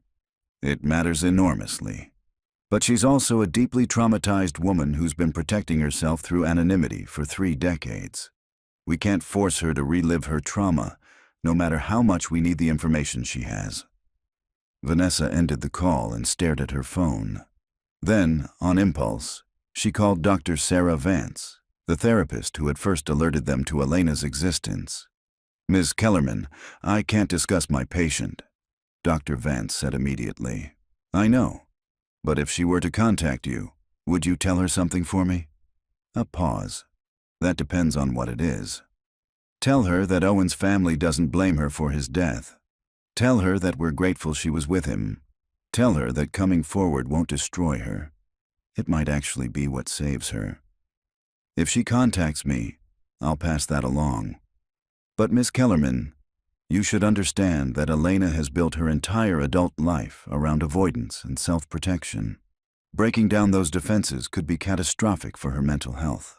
Living with that burden alone for 33 years has already been catastrophic." 3 days passed with no word from Elena. The investigation continued without her testimony. Forensic teams completed their excavation of the bunkers, recovering the final remains and cataloging thousands of pieces of evidence. The media coverage intensified, with psychological experts debating on news programs about the long-term effects of the kind of isolation and manipulation the children had endured. Vanessa remained in Washington, unable to bring herself to return to Seattle. She visited the bunker site each day, watching as the excavation neared completion. She stood at the entrance and tried to imagine Owen down there in the darkness, tried to picture the child he had been transforming into someone who accepted an underground existence as normal. On the 4th day, Dr. Patricia Chen found Vanessa standing beside Lily's wall carving. "We've completed our psychological profile based on the evidence," the forensic anthropologist said. "Would you like to hear it?" They sat in the command trailer while Dr. Chen opened her laptop. "Based on the journals, the physical evidence, and Elena's limited testimony, we can construct a fairly detailed picture of the group dynamics in the bunkers." She pulled up a timeline. For the first 6 weeks after the abduction, Douglas Fairmont maintained complete control. He established routines, conducted lessons, reinforced the nuclear war narrative. The children, while frightened, adapted because children are remarkably resilient and because they trusted him. "Then he died," Vanessa said. "Then he died." And the power structure collapsed. The older children, Lily, Hannah, and Jacob, attempted to maintain order, but without adult supervision, without the authority figure, the system began to break down. Dr. Chen clicked to the next screen. Amy's death from fever occurred about 6 months in. This was likely natural, a simple infection that would have been treatable with proper medical care, but it established a pattern. The environment was lethal. The children realized they could die. That would have been terrifying. Beyond terrifying, it would have fundamentally altered their psychology. They were already traumatized by the abduction and the false belief in nuclear apocalypse. Now they understood they were mortal, vulnerable, and completely dependent on their own resources. Dr. Chen's expression grew darker. This is where things became complicated. Resources were limited: food, water, medicine. Someone had to control distribution. Someone had to make decisions about rationing. Based on the evidence, that person was Lily. Vanessa felt cold. What did she do? We found journals that she kept, hidden in a different location from Fairmont's. Her entries describe implementing a system, work assignments, behavior codes, reward and punishment structures. She essentially became the authority figure the other children needed. That doesn't sound sinister. It wasn't at first. But look at this entry, dated approximately 1 year after the abduction.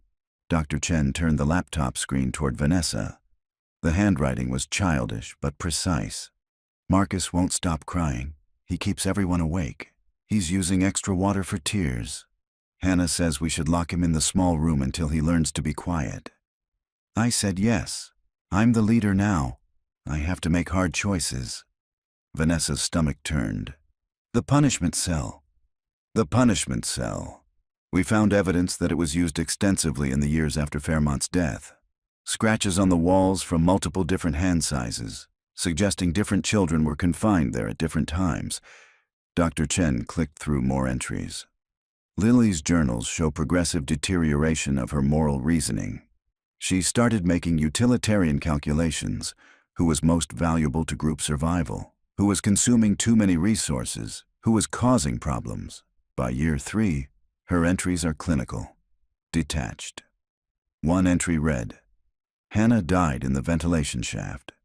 She was trying to escape. I knew she was stuck, but didn't tell the others for 2 days because her screaming was making everyone upset." Sometimes the leader has to let nature take its course. Vanessa covered her mouth, feeling bile rise in her throat. She let Hannah die on purpose? She made a calculated decision that Hannah's escape attempt was destabilizing the group, and that her death, while tragic, would restore order. Ms. Kellerman, you need to understand. Lily was a child herself, operating in impossible circumstances with no adult guidance and a completely fractured moral framework. What she became wasn't evil. It was survival. Did she kill any of them directly? Dr. Chen was quiet for a moment. We found traces of sedatives mixed into the food supply. Fairmont had stored various medications in the bunkers. Lily's journals mention using sleep medicine to keep the younger children calm. But in Sophie's case, tell me, Sophie's autopsy showed lethal levels of sedatives in her system. Combined with malnutrition and dehydration from her refusal to eat, it appears she was given a fatal dose, possibly intentionally. Vanessa stood abruptly, pacing the small trailer. You're saying Lily murdered her? I'm saying a 17-year-old girl who had spent 8 years underground, who had watched 5 other children die, who believed she was responsible for humanity's survival, made a decision to end the suffering of a suicidal friend. Mercy killing, perhaps. Or perhaps she simply wanted to stop Sophie's crying, stop the emotional drain on the group's resources. How can Elena live with that? How does someone come back from that? That's what I've been trying to understand. The guilt alone would be crushing. Add to that the revelation that none of it was necessary, that the world above was fine, that if they had just escaped earlier, everyone might have survived. The psychological burden is almost incomprehensible. Dr. Chen closed her laptop. Elena has been running from Lily Torres for 33 years. Not because Lily was a victim, but because Lily became something she's ashamed of. The girl who survived by becoming a child tyrant, who made life and death decisions before she was old enough to drive, who carries the deaths of 5 children on her conscience. Vanessa sank back into her chair. She needs help.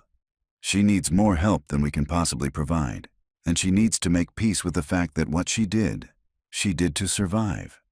But first, she needs to stop running.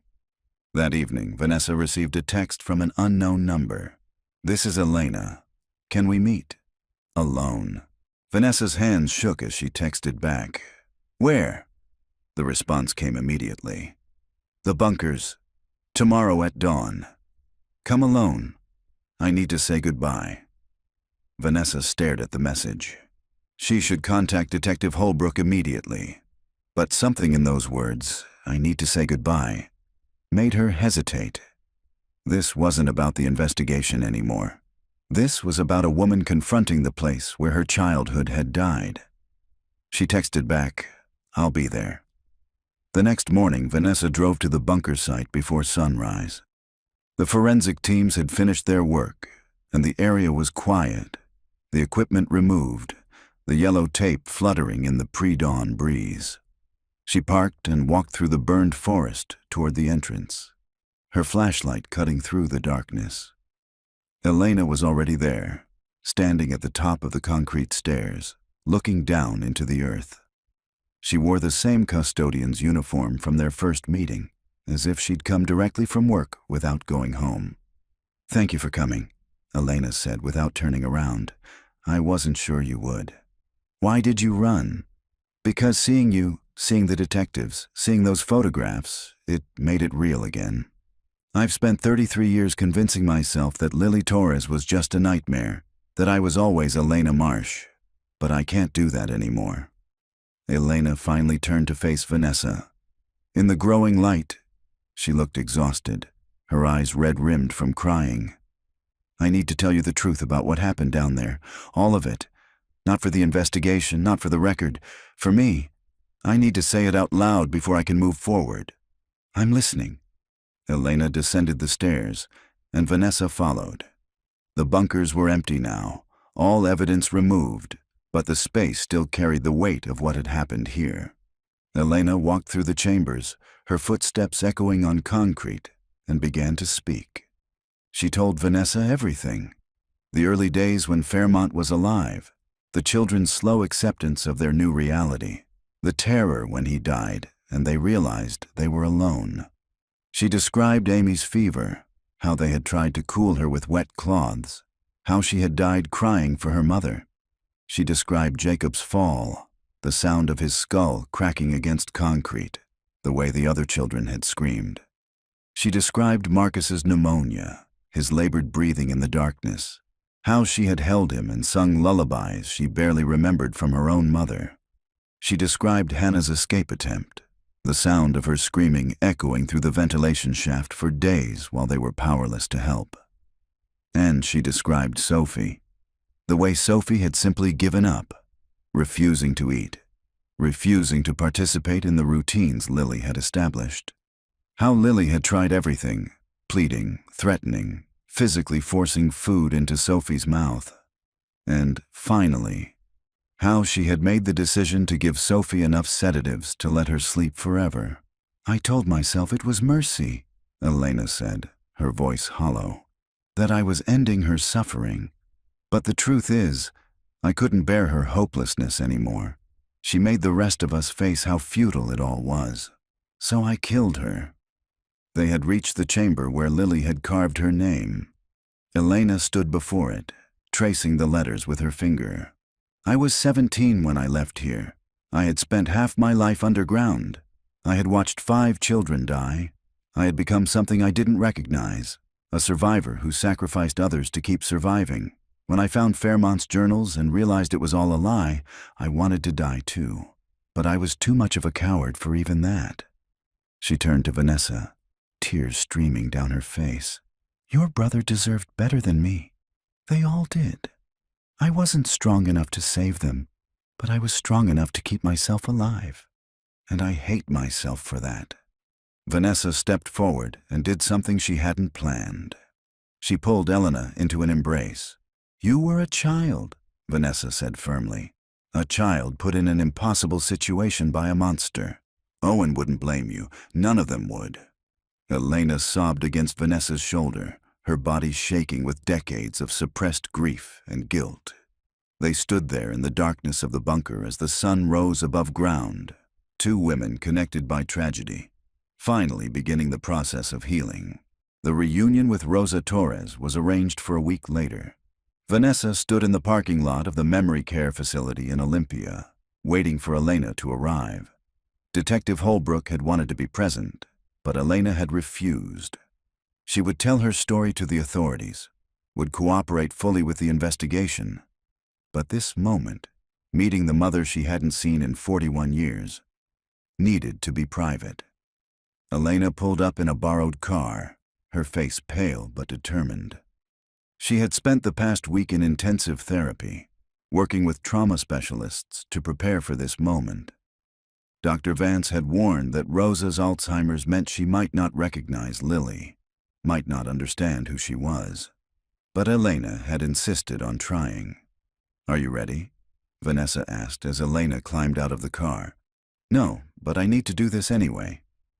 They walked into the facility together. The activities director, a kind woman named Margaret, met them at the front desk. She had been briefed on the situation and had spent time preparing Rosa as much as possible. She's having a good day, Margaret said gently. She's lucid, relatively speaking, but you should be prepared for confusion, and she may not remember you at all.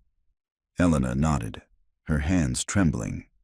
They were led to a sun-filled common room where an elderly woman sat in a wheelchair by the window, watching birds at a feeder outside. She was small, her dark hair now white, her hands gnarled with arthritis. But when she turned at the sound of footsteps, Vanessa could see the ghost of the woman in the family photos from 1983. "Mrs. Torres," Margaret said softly, "you have a visitor.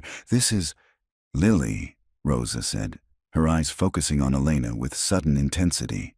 "Lily, you came home." Elena froze, tears already streaming down her face. "Mama?" Rosa held out her arms, and Elena collapsed beside the wheelchair, burying her face in her mother's lap while the old woman stroked her hair with shaking hands. "I knew you'd come home," Rosa murmured. "I told everyone you'd come home. My baby. My Lily." Vanessa stepped back, giving them privacy, her own tears blurring her vision.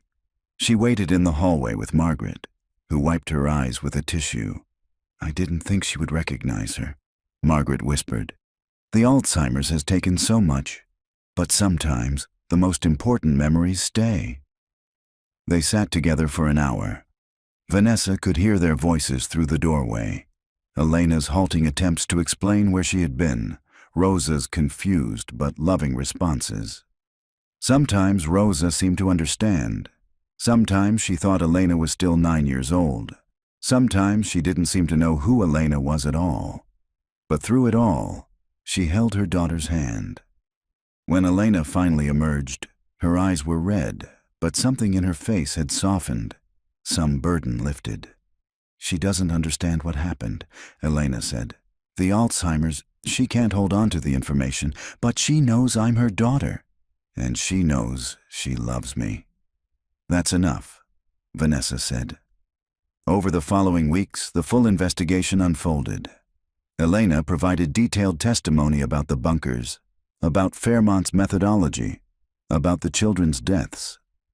Detective Chen and his team used her information to track down Fairmont's accomplices, a survivalist named Thomas Greer, who had helped construct the bunkers and had continued to supply them with food and water for years after Fairmont's death, believing he was supporting a legitimate government survival program. Greer was arrested at his home in eastern Washington, where investigators found maps to the bunkers, supply schedules, and documentation of his payments from Fairmont's bank account. He claimed he had no idea children were being held against their will, that Fairmont had told him they were part of a classified military training program for extreme survival scenarios. The bodies of Amy Winters, Jacob Morse, Marcus Webb, Hannah Driscoll, Sophie Blake, and Owen Kellerman were released to their families for proper burial. Vanessa stood at Owen's funeral beside her elderly mother, who could barely stand but insisted on being present. "He's finally home," her mother said, touching the small casket. "Our boy is finally home." Vanessa had expected Owen's funeral to bring closure, but instead, it opened new wounds. Seeing her parents grieve for the child they had lost, understanding now exactly how he had died, it was almost too much to bear. But Elena attended the service, standing in the back, and afterward approached Vanessa's mother. "I'm sorry," Elena said simply. "I couldn't save him." Vanessa's mother looked at this woman, this survivor who carried such impossible guilt, and pulled her into an embrace. "You were with him. That's what matters. He wasn't alone." The trial of Thomas Greer became a media sensation. Elena testified about the bunker conditions, about how supplies had appeared regularly even after Fairmont's death, about how she had sometimes seen signs that someone had been in the bunkers while they slept. Greer was convicted of kidnapping, child endangerment, and conspiracy to commit murder. He was sentenced to life in prison. Throughout the trial, Elena's identity was protected by court order. The media knew her only as Survivor A, the one child who had lived. Speculation ran rampant about her current life, her identity, whether she had fully recovered. Elena watched the coverage from Dr. Vance's office, working through her trauma one session at a time. Vanessa returned to Seattle but made regular trips to Portland to check on Elena. A strange friendship had formed between them, built on shared trauma and mutual understanding. They never talked about the bunkers unless Elena wanted to, instead focusing on the present, on building a life worth living. 6 months after the bunkers were discovered, Vanessa received a call from Elena. "I've been thinking," Elena said. About the other families, the parents of the children who died. I want to meet them, if they're willing. I want to tell them about their children's last days, last words, anything they might want to know. Are you sure you're ready for that? I'll never be ready, but I need to do it anyway. They deserve to know. Over the following months, Elena met with each family. She told Amy's mother about her daughter's kindness, how she had comforted the younger children. She told Jacob's father about his son's bravery, how he had been trying to find a way out when he fell. She told Marcus's parents about holding their son as he died, about the songs she sang to him. She told Hannah's family about their daughter's determination, her refusal to give up hope. And she told Sophie's parents the truth, that their daughter had wanted to die, that life in the bunkers had become too much to bear, and that Elena had helped her find peace. Sophie's mother slapped her, called her a murderer, and Elena accepted it without protest. But Sophie's father took Elena's hand and thanked her for ending his daughter's suffering. Each meeting was agony. Each time, Elena relived the trauma. But Dr. Vance explained that this was part of her healing, facing what had happened, accepting responsibility where appropriate, releasing guilt where it wasn't deserved. Vanessa watched Elena slowly transform. The frightened, hollow woman she had first met in the library began to fill out, gain color, smile occasionally. Elena started taking college classes online, studying psychology and counseling. She wanted to help other trauma survivors, she said. She wanted something good to come from her experience. A year after the discovery of the bunkers, Elena legally changed her name back to Lily Maria Torres. She moved to Olympia to be near her mother, visiting her several times a week, even though Rosa often didn't remember the previous visit. On good days, Rosa would recognize her daughter and they would sit together in the sunshine. On bad days, Rosa would ask when Lily was coming home, and Lily would gently remind her that she was already there. Vanessa was there the day Lily finally visited the site where the bunkers had been. The county had filled in the entrance, planted grass over the scarred earth. A memorial had been erected, a simple stone monument listing the 7 children who had been taken, noting that 1 had survived. Lily stood before it for a long time, her fingers tracing the names. I used to dream about escaping, Lily said quietly. Every night for 8 years, I dreamed about running through the forest, finding help, saving everyone. But in reality, when I finally left, I was alone. They were all gone, and part of me thought I deserved to be alone forever because I couldn't save them. But you saved yourself, Vanessa said. That took just as much courage. Lily turned to her, and for the first time since they'd met, she smiled. A real smile, small but genuine. I'm starting to believe that might be true. They stood together as the sun set over the mountains. 2 women who had both lost their childhoods to the same monster, both finding their way back to the light. The bunkers were gone now, filled with earth and concrete, but the memories remained. They always would. But Lily Torres was learning to live with those memories instead of running from them. And that, Vanessa thought, was its own kind of miracle. 5 years later, the Whispering Pines Memorial Foundation opened on a crisp autumn morning in 2029, on property adjacent to where Camp Whispering Pines had once stood. The building was light and airy, all windows and natural wood, designed to be the opposite of the darkness that had consumed 7 children's lives 4 decades earlier. Vanessa stood on the steps, watching families arrive for the dedication ceremony. The foundation provided support for trauma survivors, particularly those who had experienced isolation, captivity, or childhood abuse. It was Lily's vision, funded by a combination of private donations and settlement money from the lawsuits against the camp's insurance company and Thomas Greer's estate. Lily herself stood inside, greeting visitors. She was 55 now, her dark hair streaked with silver, her face lined but peaceful. She wore a professional blazer over a simple dress, and around her neck hung a silver locket containing a picture of her mother, who had passed away 2 years earlier. She would have been proud of this, Vanessa said, joining Lily inside. I think so. Lily touched the locket. Near the end, even when she didn't know who I was, she would hold my hand and tell me I was going to do something important. Maybe she saw this somehow. The dedication ceremony included speeches from survivors of various traumas, from therapists and advocates, from Detective Holbrook, who had never stopped following Lily's progress. But Lily's speech was the one that brought tears to every eye.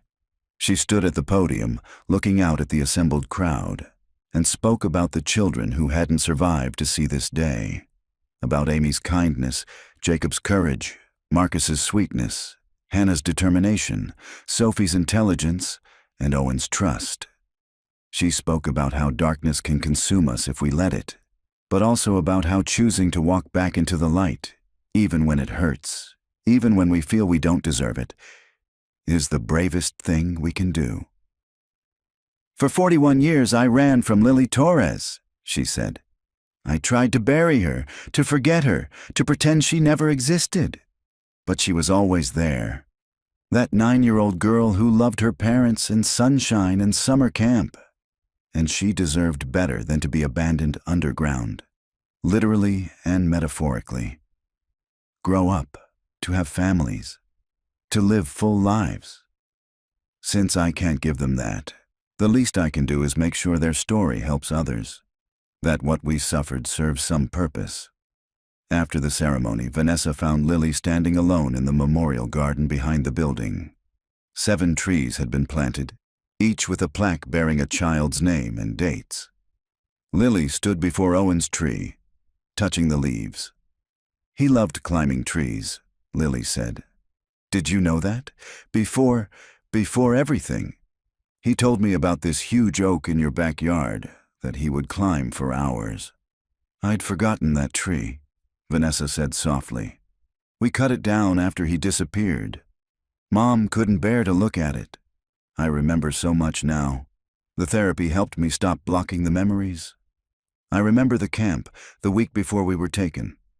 I remember being excited about making new friends, about being independent from my parents for the first time. I remember thinking I was so grown up. You were 9 years old. I was 9 years old, Lily agreed. Just a child. It's taken me 46 years to forgive that child for not being able to save everyone. They stood in silence for a moment. Then Lily said, There's something I never told you, about Owen's last day. Vanessa's heart clenched, but she nodded.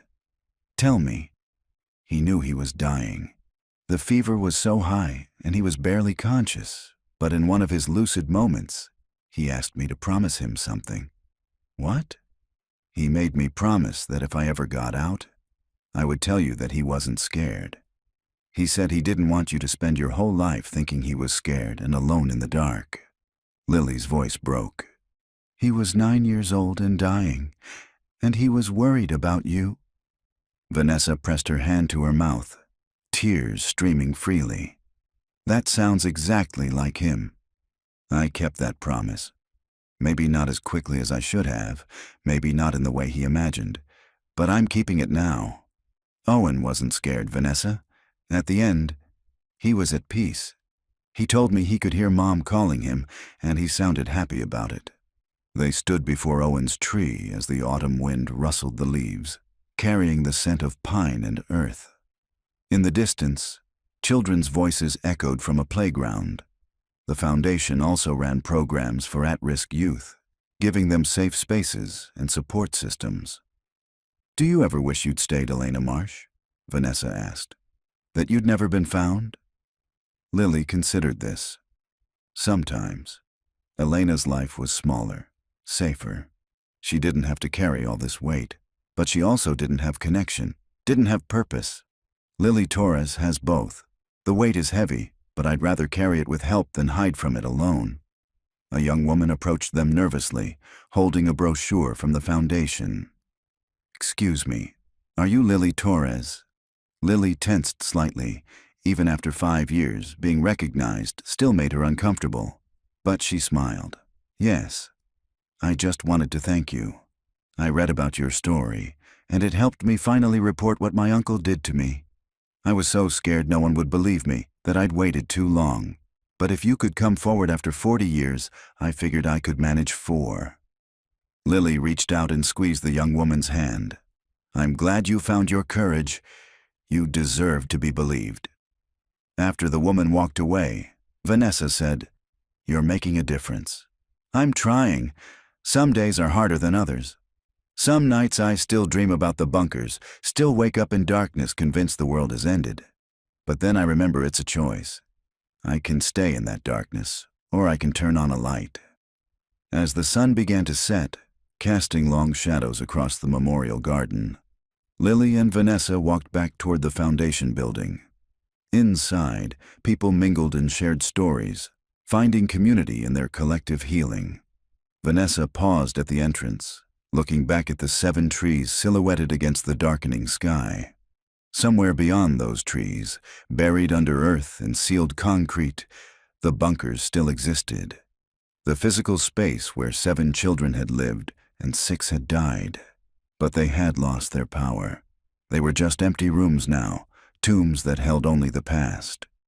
The future was here, in this building full of light and hope, and people choosing to heal.